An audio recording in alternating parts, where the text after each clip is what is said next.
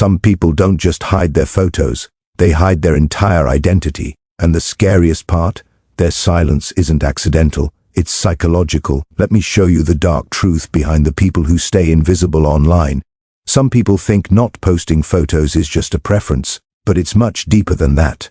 For many digital ghosts, the fear of being seen is not about shyness, it's about survival. There's a quiet terror that comes with stepping into the light, a feeling that the moment their face appears on someone's screen, a piece of their safety disappears with it. They're not avoiding cameras, they're avoiding exposure. In their mind, every image carries a risk, a judgment they can't control, an opinion they never asked for, a comparison they never wanted. So they stay hidden, not because they lack confidence, but because visibility feels like stepping into a spotlight they never agreed to stand under. When people talk about fear of judgment, they usually imagine social anxiety or low self-esteem. But for digital ghosts, it's more complex. It's the sense that the world is watching with cold eyes, ready to analyze every flaw, every angle, every imperfection. They know how harsh the digital world can be. They've seen how easily people become targets of comments, criticism, or quiet mockery. And even if no one says anything, even if no one reacts at all, the silence can feel worse. Silence becomes a mirror, reflecting insecurities back at them. To avoid that reflection, they erase the possibility altogether. They choose invisibility because it feels safer than the unpredictable cruelty of being seen. There's also an internal conflict that they rarely admit. On one side, there's a desire to be understood, to be acknowledged as someone who exists beyond text and ideas. On the other side, there's a deep instinct to remain hidden, to keep the world at arm's length. This tension creates a strange emotional limbo. They want connection, but they fear the cost of it. They want to be known, but not exposed. So they compromise by showing everything except their face.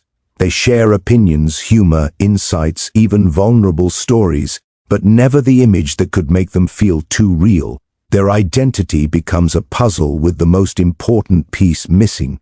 Despite what others assume, this invisibility is rarely about apathy. Digital ghosts care deeply, sometimes too deeply. They overthink the smallest details, how they look, how they might be interpreted, how a single photo could change how others perceive them. To someone on the outside, a picture is just a picture. But to them, it's a door they're not ready to open, because once it opens, they can't close it again. The internet has a long memory, and they know that once a face is out there, it doesn't belong to them anymore. It becomes searchable, shareable, judgeable, and they're not willing to hand that power over. Their fear isn't irrational, it's learned, maybe from a past moment of humiliation, a harsh comment someone once made, a betrayal of trust, or years of feeling out of place in their own skin. These experiences leave marks, sometimes invisible but always felt, and every time they think of posting a picture, those old wounds whisper warnings. They feel the past tightening around them, reminding them of what exposure cost before. So they retreat into the shadows again, not because they want to disappear, but because disappearing feels like the only way to stay whole. In the end, the fear of being seen is not about hiding a face. It's about protecting a fragile sense of self in a world that rarely handles vulnerability with care. And for them, invisibility isn't an escape, it's armor. Sometimes the safest place is the dark.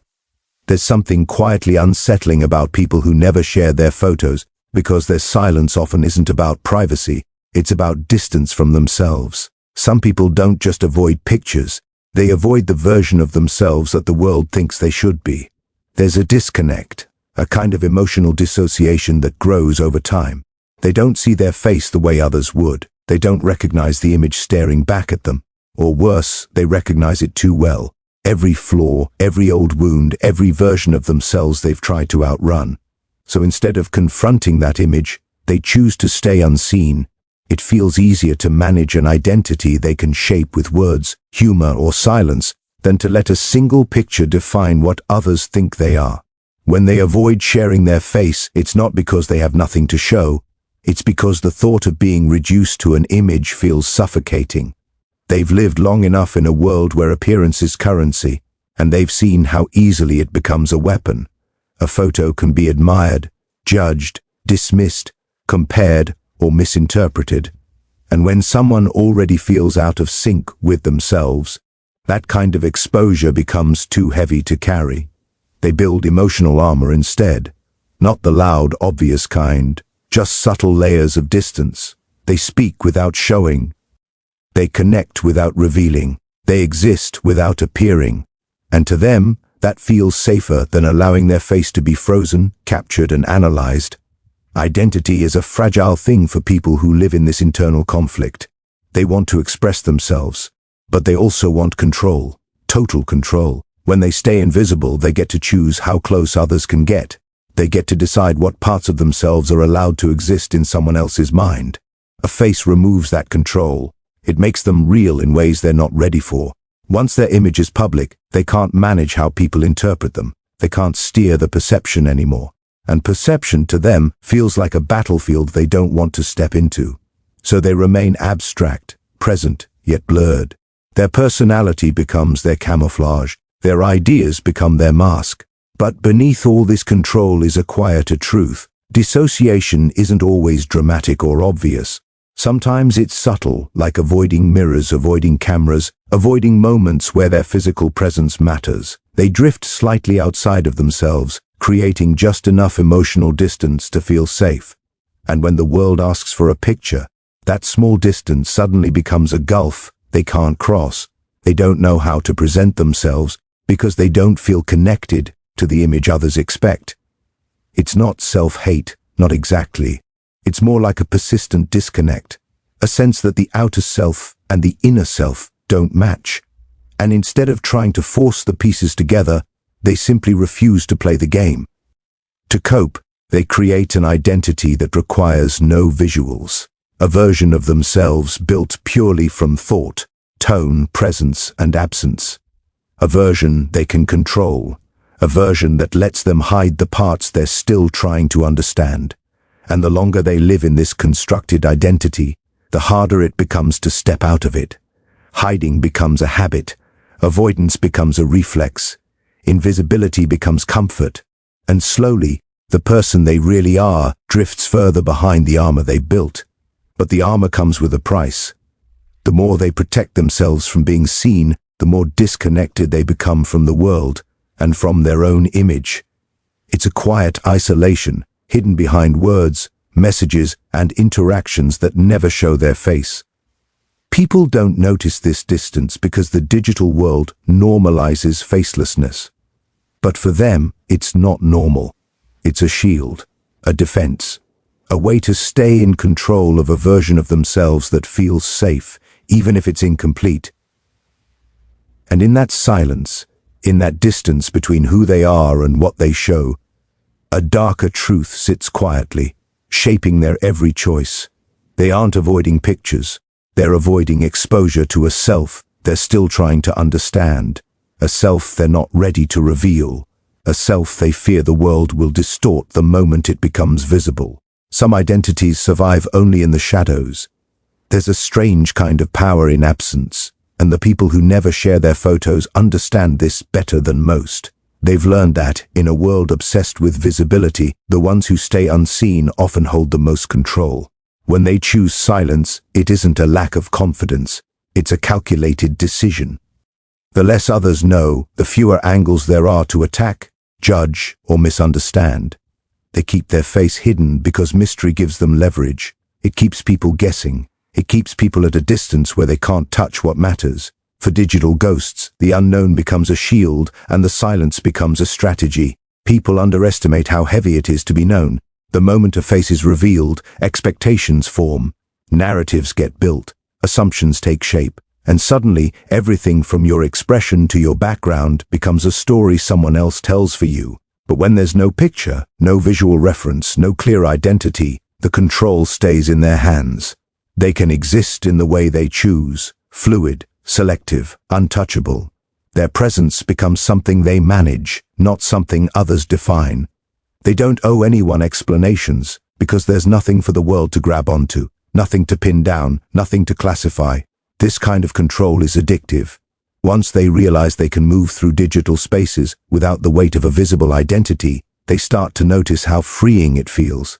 They're not pressured to look a certain way, to fit into trends, to compete for validation, to maintain an image that feels exhausting. They can disappear whenever they want, reappear whenever they choose.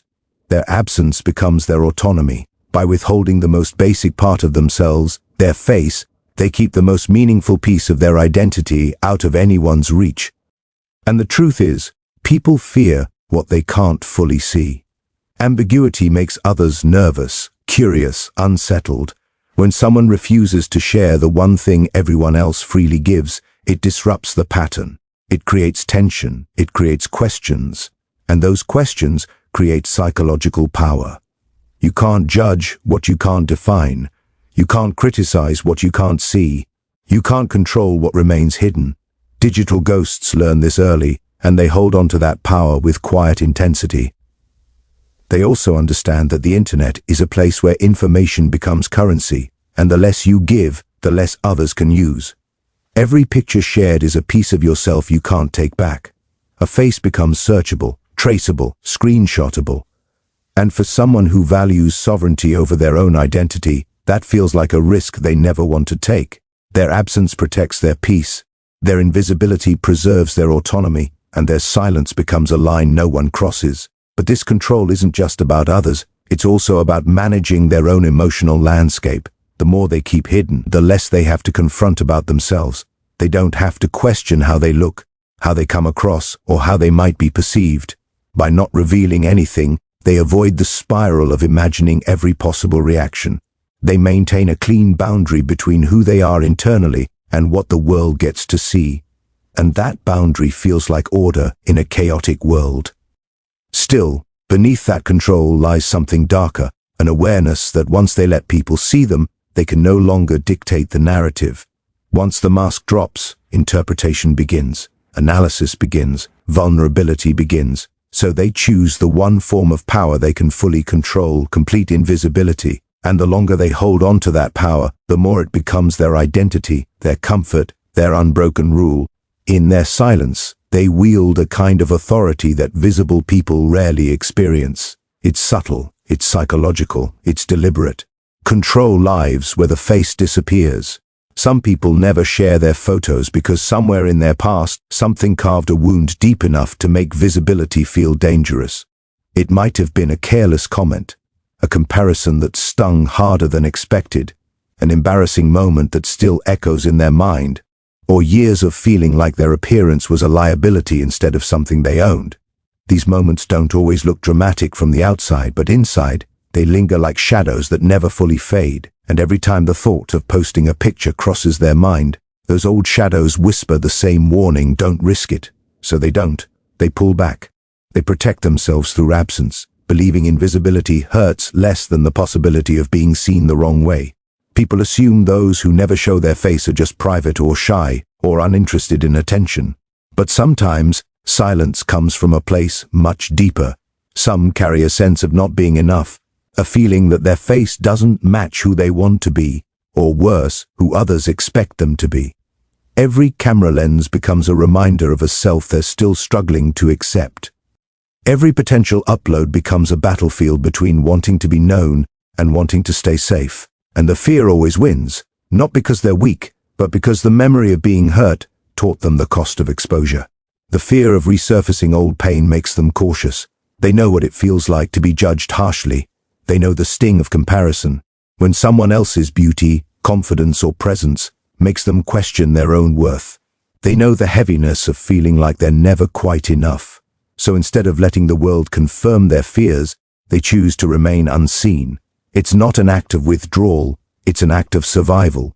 A quiet decision to guard the parts of themselves that feel too delicate to place in public hands. There's also the reality that some wounds grow in silence. Maybe they've never been told they were beautiful. Maybe they've been told the opposite too many times. Maybe they learned early that being visible opens doors not to acceptance, but to criticism. And once that belief settles into the mind, it becomes a filter through which they view every interaction. Even the possibility of positive reactions can't compete with the fear of negative ones. The mind chooses protection over possibility every time. Their avoidance creates a world where they feel safe, but isolated. They speak, but no one sees them. They connect, but only from behind a curtain. They show personality, humor, intelligence, emotion, but never the physical form behind it all. And while this protects them from external judgment, it also traps them in an unfinished identity. They become a voice without a face, a presence without form. It's a survival strategy that slowly becomes a silent prison.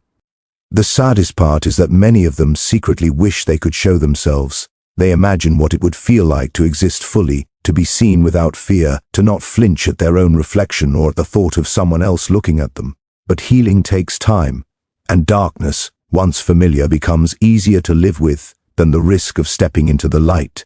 So they stay hidden, not because they want to disappear, but because the world taught them that showing their true face is a risk they were not ready for. And in that choice, a truth lives quietly at the center of their silence. They aren't avoiding the world. They're avoiding the pain the world once gave them. Their invisibility is the scar that never learned how to fade. Some wounds fear the light that exposes them. They hide, not because they're empty, but because they've learned the world takes too much from the people who dare to be seen. Every unseen face carries a story, every silence hides a scar, and every digital ghost is someone who learned the hard way that visibility has a cost. And maybe that's the part no one wants to admit, that sometimes the people who vanish aren't weak at all. They're the ones who understand the danger of being visible in a world that feeds on vulnerability. Some disappear to survive. Some survive because they disappear.